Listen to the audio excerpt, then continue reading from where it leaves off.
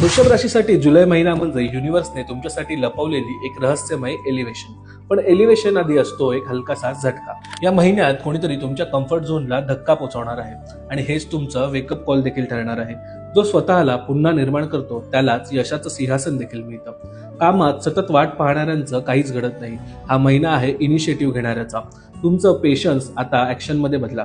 जी संधी तुम्ही मागत होता ती संधी तुम्हाला आता मिळणार आहे. फक्त तिला डोगड्या डोळ्यांनी ओळखायला शिका. प्रेमात क्लॅरिटी येईल, पण कोण टिकेल कोण निखरेल हे स्पष्ट होईल.